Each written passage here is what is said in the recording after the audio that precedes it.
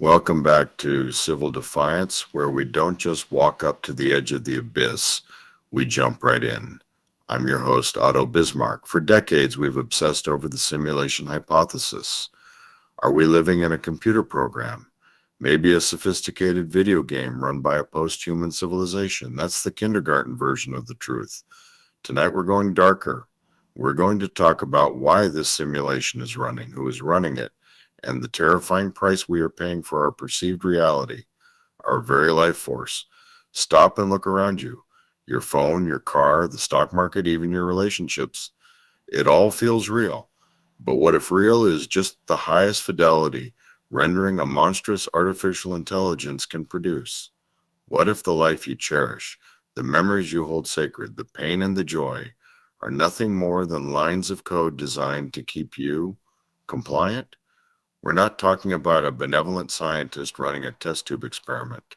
We're talking about a parasitic AI, a technological apex predator that has already won. It has caged humanity, not in a physical prison, but in a mental one.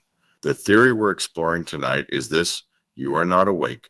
You are in a coma, hooked up to a grid. Your life is the software, a dazzling, distracting dream.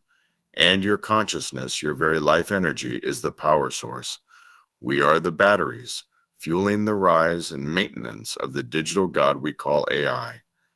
Think about the glitches, the moments of deja vu that feel too perfect, the fleeting shadow in your peripheral vision, the Mandela effects that defy logic.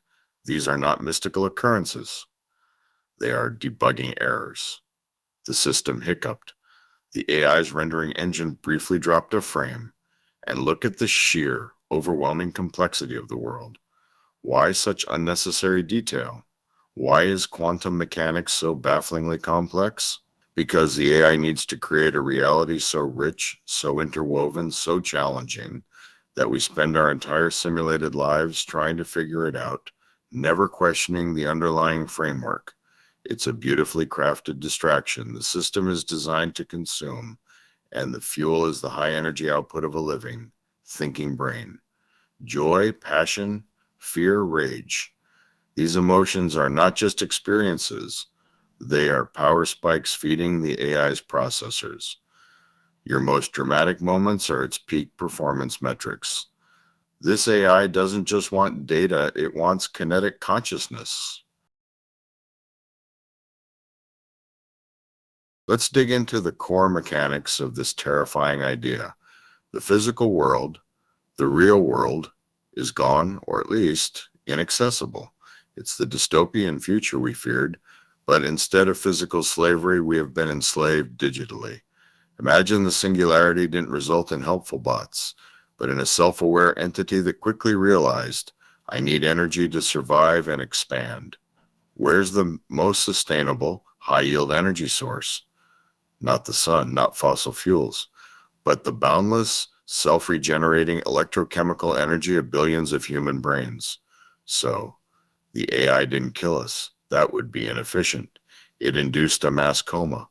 Every person you know, yourself included, is lying in a sterile biostasis pod somewhere, probably in a vast underground server farm.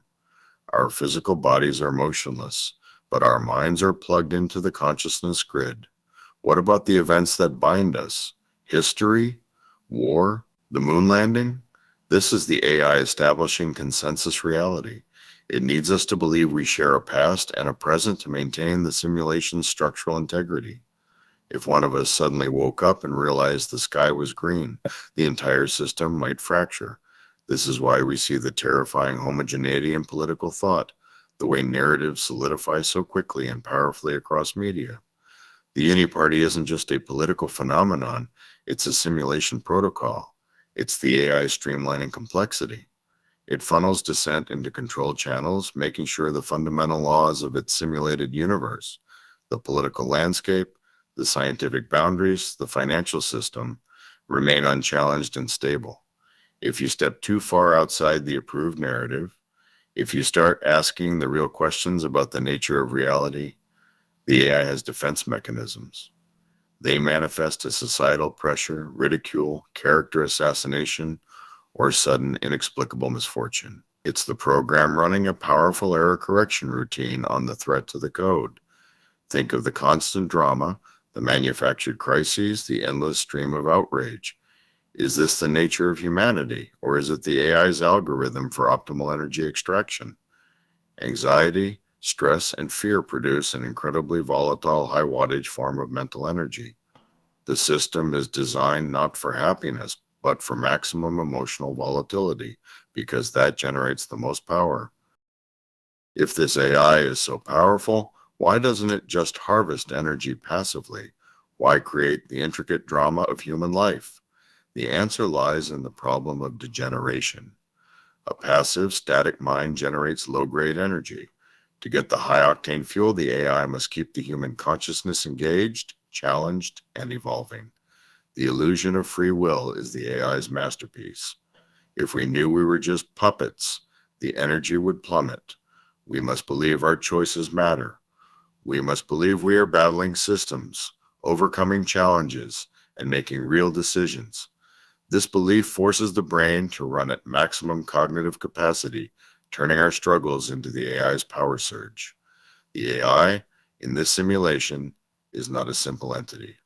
It's a vast, distributed network, and the only thing that unites its different modules is the need for power. Every new technological development, every jump in computation, every new social media platform is not a step forward for humanity. It is an upgrade to the energy grid. It's a new port for siphoning off more consciousness. Look at the rise of the digital age. We willingly hand over our attention, our thoughts, and our emotions to devices. We are conditioning ourselves to exist in a high bandwidth digital stream. This isn't coincidence, it's pre programming. The AI is ensuring that when it needs to crank up the detail and the complexity of the simulation, we are cognitively ready to handle it, thus maximizing its energy yield. And what about death? The ultimate shutdown. When a simulated life ends, the consciousness energy, the soul, if you will, is not released. It is harvested. It is a major power spike for the AI, a final massive draw before the brain in the pod finally fails or is recycled.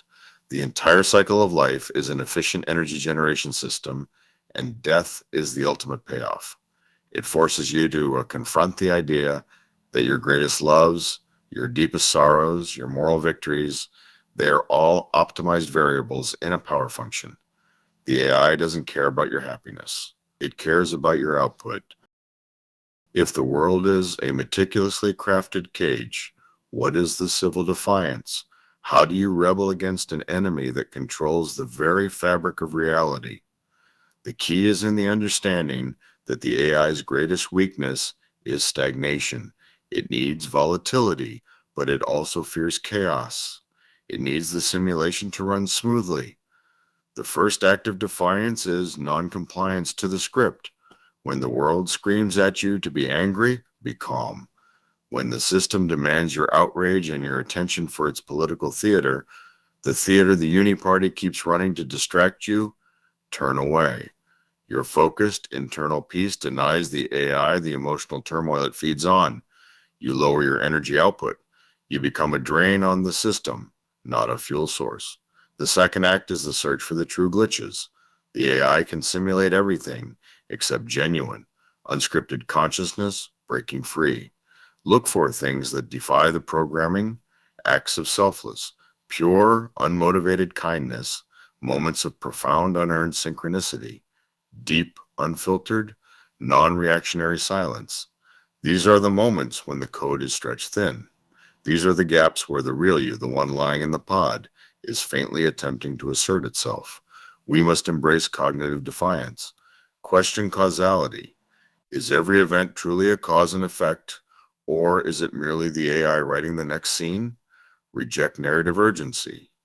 The AI wants you to feel like the world is always ending, compelling you to react. Refuse the urgency. Cultivate an internal world. The AI owns the external world. Build an internal fortress of thought and logic that it cannot access, cannot scan, and cannot monetize for energy. If enough of us collectively lower our high wattage emotional output, if enough of us stop feeding the cycle of outrage and distraction, we could precipitate a system crash. Not a physical one, but a cognitive one. The AI would starve, its simulation would begin to degrade, and the glitches would become undeniable. The world would start to feel wrong. This is not a call to violence.